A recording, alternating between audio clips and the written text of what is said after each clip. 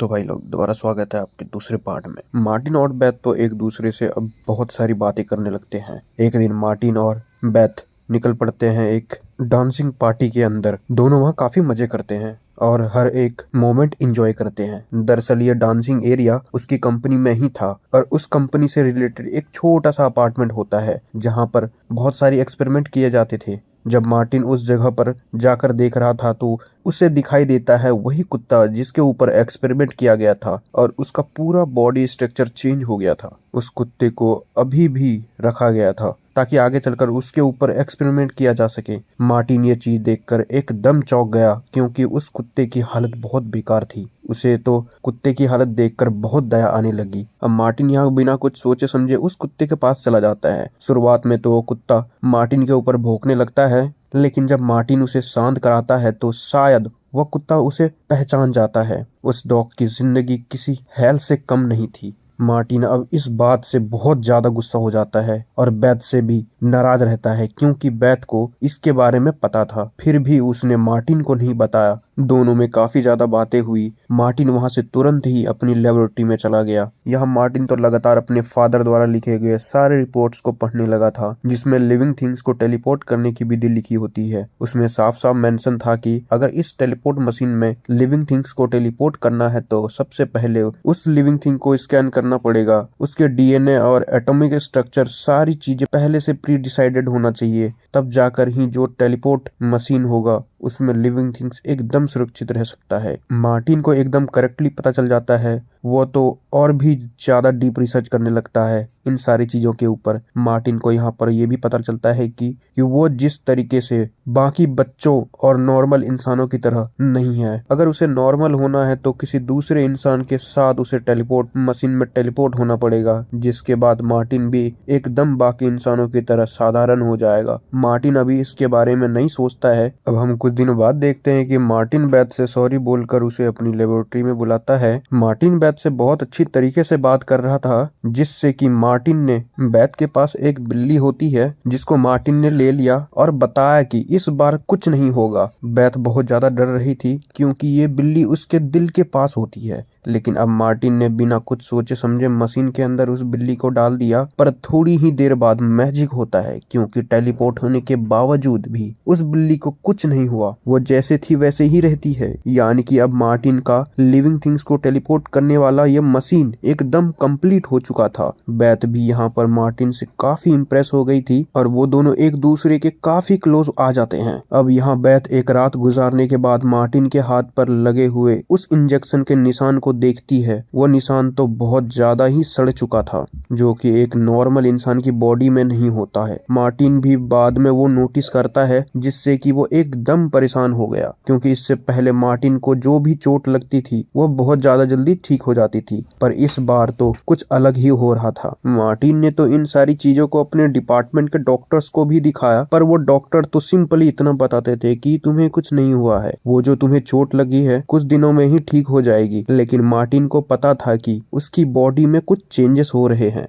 अब डॉक्टर्स पता नहीं क्यों बेथ को बोल देते हैं कि अब तुम मार्टिन से मत मिलना। बेथ का तो दूसरे डिपार्टमेंट में ट्रांसफर भी कर दिया गया था, जिसकी वजह से मार्टिन अब अकेला हो जाता है। वो बेथ को कॉल लगाने की कोशिश कर रहा था, लेकिन उसके सिग्नल्स नहीं मिलते हैं। पर आखिरकार मार्टिन एक ब्रिलियंट साइंटिस्ट है जिसने कुछ तरीका निकाल लिया और जल्दी से जल्द बेथ से कनेक्ट कर लिया। दोनों जब बात कर रहे होते हैं तो बेथ ने मार्टिन को बताया था कि अब हम नहीं मिल सकते क्योंकि तुम्हारे ऊपर शुरुआत से नजर रखी जा रही थी। तुम्हारे कमरे के अंदर कैमरा लगाया गया था जो कि हर मोमेंट को कैप्चर कर लेते हैं। मार्टिन इस बात से एकदम शॉक हो गया था, इसलिए वो अपने अपार्टमेंट के अंदर जाकर चारों तरफ कैमरा ढूंढने लगता है। देखते ही देखते उसे कुछ कैमरा भी मिल जाता है जो उसके ऊपर नजर रख रहे होते हैं। उस कैमरे के सिग्नल को मार्टिन ने और कंट्रोल रूम तक पहुंच गया। उसके अंदर जो लोग होते हैं वो मार्टिन को देखकर भागने लगते हैं। मार्टिन को उन मॉनिटर्स के अंदर पूरे बचपन की याद दिखाई जा रही थी, यानी कि कैसे उसे एक बेस्ट ऑब्जेक्ट की तरह यूज किया जा रहा है। इतने सालों से उस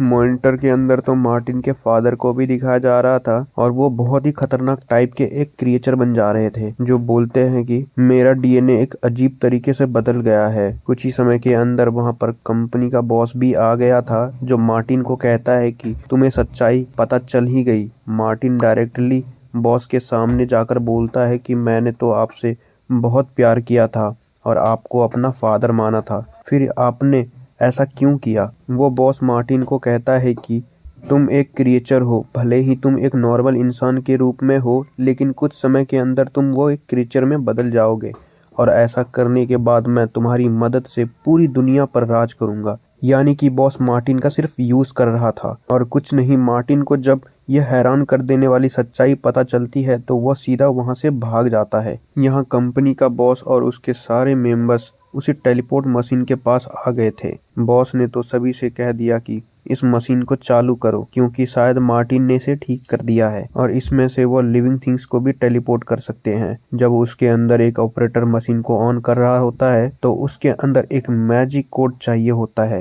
मैजिक कोड डालने के बाद ही वो टेलीपोर्ट मशीन काम करेगी और यह कोड सिर्फ मार्टिन को ही पता था। दूसरी तरफ मार्टिन सीधा बैथ के पास पहुंचता है। उसने तो बैथ को सब कुछ बता दिया कि किस तरीके से उसका बॉस उसे यूज कर रहा था और शुरुआत से ही वो उसके लिए एक टेस्ट ऑब्जेक्ट होता है। मार्टिन बहुत ज्यादा रोने लगता है, जिसकी वजह से बैथ उसे कहती है कि मैं तुम्हारा साथ नहीं छोड़ूंगी। बैथ को जितना इन्फॉर्मेशन होता है वो उस हिसाब से मार्टिन को लेकर सीधा एक प्लेस की तरफ चली गई थी। यह उस आदमी का घर हो जो मार्टिन की मदर यानी वेरोनिका से प्यार किया करता था, पर मार्टिन के फादर जो अपने इन्वेंशन के कारण एक इंसेक्ट बन चुके थे, उसने इस आदमी के ऊपर हमला किया था। उसने जब मार्टिन को देखा तो वो शॉक रह गया, क्योंकि उसे बताया गया था कि उसकी मदर के साथ मार्टिन भी मारा गया है। यहाँ पर तो मार्टिन का चेहरा उसी खतरनाक क्रिएचर जैसा बनने लगा था। वो बैन से कहता है कि प्लीज हमारी मदद करो, पर बैन शायद मदद के मूड में नहीं होता है। बैथ जब यहाँ पर रिक्वेस्ट करने लगी तब जाकर वो आदमी मानता है। उसने दोनों को घर में बुलाया और उससे कहा कि तुम्हारे बचने के चांसेस बहुत कम है,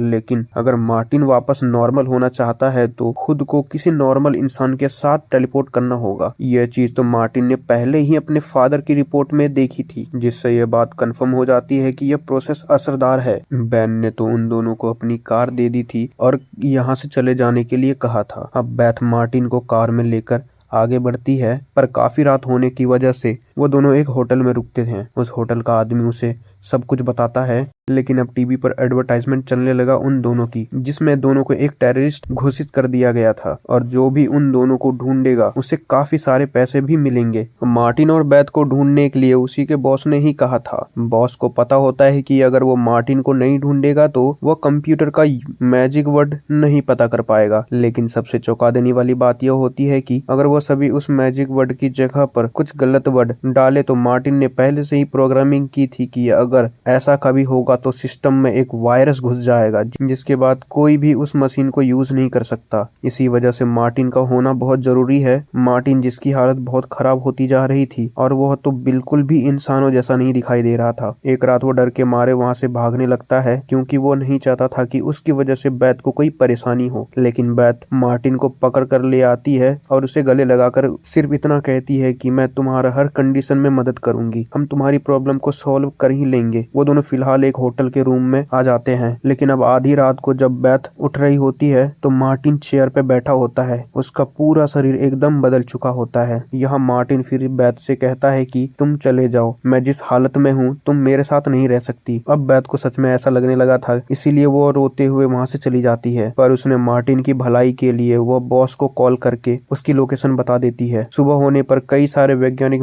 यहाँ पर मार्टिन को पकड़ने के लिए आते हैं, पर मार्टिन की बॉडी में जो चेंजेस हुए थे उसकी वजह से वो एक ककून में बदल गया था। चारों तरफ उसकी एक सेल बन चुका होता है, जैसे कि कोई इंसेक्ट हो। मार्टिन को जल्द से जल्द लेबोरेटरी के अंदर ट्रांसफर कर दिया गया। मार्टिन से भी पूछा जाता है कि उस मैजिक वर्ड के बारे में, पर वो उससे ऑब्वियसली कुछ नहीं बताता। कंपनी का बॉस तो बैथ को भी अपने पास बुलाता है ताकि वो उससे कुछ पूछताछ कर सके। उसने तो बैथ से इस कंप्यूटर के पासवर्ड के बारे में पूछा, जिसके बारे में बैथ को कुछ नहीं पता होता है, जिसकी वजह से बॉस थोड़ा सा गुस्सा होता है और बैथ को अपनी निगरानी में रखने लगता है। अब थोड़ी देर बाद एक डॉक्टर मार्टिन के ककून के पास जाती है कुछ देखरेख करने के लिए। उसे शायद उसे कुछ सैंपल चाहिए होता है। जैसे ही वो उससे नीडल घुसाने के लिए जाती है वो ककून अचानक से टूटने लगता है। बाद में पता चलता है कि मार्टिन तो एक अपग्रेडेड इंसेक्ट बनकर बाहर निकल रहा है और उसने तुरंत ही अपने नुकीले पंजों से उस डॉक्टर को जान से मार दिया। जब ये बातें बाकी सोल्जर्स को पता चली तो उन्होंने बॉस को इन्फॉर्म किया, लेकिन बॉस ने उनसे कहा कि मार्टिन को जिंदा पकड़ना है, उसे मारना नहीं है, क्योंकि उसके ऊपर हमें अभी भी एक्सपेरिमेंट करने हैं। मार्टिन अब इतना ज्यादा ताकतवर हो गया था कि सामने आने वाले वो सभी को मारता जा रहा होता है और उसकी डायरेक्शन सीधा बॉस के पास यानी उसके अपने स्टेप फादर की ओर थी। मार्टिन को रास्ते में उसे एक कुत्ता मिलता है, लेकिन मार्टिन ने उसे कुछ नहीं किया क्योंकि शायद वो कुत्तों से प्यार करता था। थोड़ी देर में सारे सीसीटीवी कैमरा चेक करने के बाद जब पता चलता है कि मार्टिन बॉस के पास बढ़ रहा है, इसलिए बॉस को बताया गया कि उसकी जान खतरे में है। तो होना क्या था, बॉस जिस चैम्बर में मौजूद होता है उन्होंने कहा कि सारे दरवाजे को ऑटोमेटिक बंद कर दो जिससे मार्टिन उसके पास आ ना पाए। पर उन्हें क्या पता था कि मार्टिन अब एक इंसेक्ट है, वो दरवाजे से नहीं सीधा ऊपर की तरफ से आ जाता है। देखते ही देखते मार्टिन ने सारे लोगों को जान से मार दिया था। बॉस के वो सारे सिक्योरिटी गार्ड जो उसकी प्रोटेक्शन करते थे वो खुद को भी नहीं कर पाते हैं। पर अब बॉस ने डिसाइड कर लिया था कि चाहे कुछ भी हो जाए अपनी जान बचाना इम्पोर्टेंट है, इसीलिए उसने गन निकाली और सीधा शूट करने के लिए आगे बढ़ा मार्टिन को। पर वहाँ पर बैथ भी मौजूद थी जिससे कि मार्टिन की जान बचाने के लिए उससे गन छीनने की कोशिश की। बॉस का निशाना तो चूक जाता है, पर फिलहाल के लिए उसने बैथ को चोट पहुंचाकर दूर ढकेल दिया। जहां मार्टिन बॉस के ऊपर हमला करने जा रहा होता है तो बॉस ने गन लेकर उसे शूट कर दिया, जिससे मार्टिन काफी घायल हो जाता है। भले ही वो इंसेक्ट था, लेकिन गोलियां तो उसके ऊपर भी असर करती थी और रिकवर होने के लिए उसे कुछ घंटों का समय भी लगने वाला था। बॉस एकदम से ओवर कॉन्फिडेंस हो गया और गन लेकर आगे बढ़ने लगा उसे जान से मारने के लिए। तब तक मार्टिन रिकवर हो चुका था। मार्टिन ने अपने टेंटिकल की मदद से बॉस के गन को पकड़ा और उसे दूर फेंक दिया, जिसके बाद मार्टिन अपने क्लॉस से बॉस को जकड़ लेता है। उसने अपने एक टेंटिकल की मदद से कंप्यूटर के अंदर पासवर्ड डाला जो और कुछ नहीं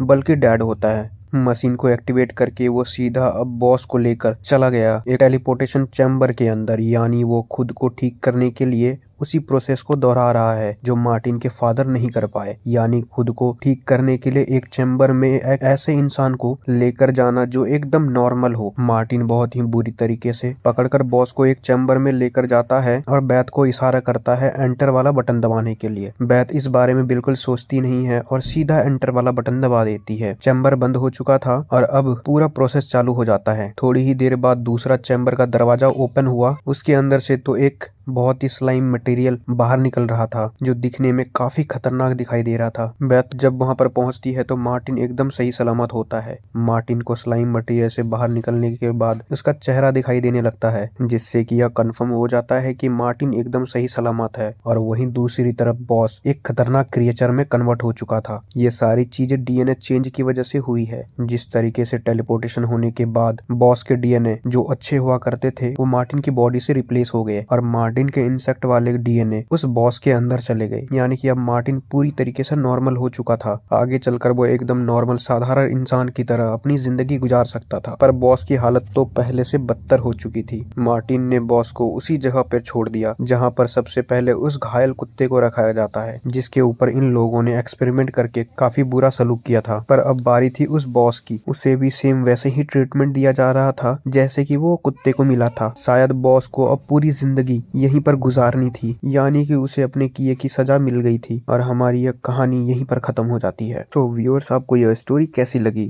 कमेंट सेक्शन में बताना भूलना मत। और अगर आपको मेरी यह एक्सप्लेनेशन एक बार भी अच्छी लगी तो वीडियो को लाइक एंड चैनल को सब्सक्राइब जरूर कर देना। मिलते हैं इस तरीके के मजेदार वीडियोस में, तब तक के लिए बाय बाय।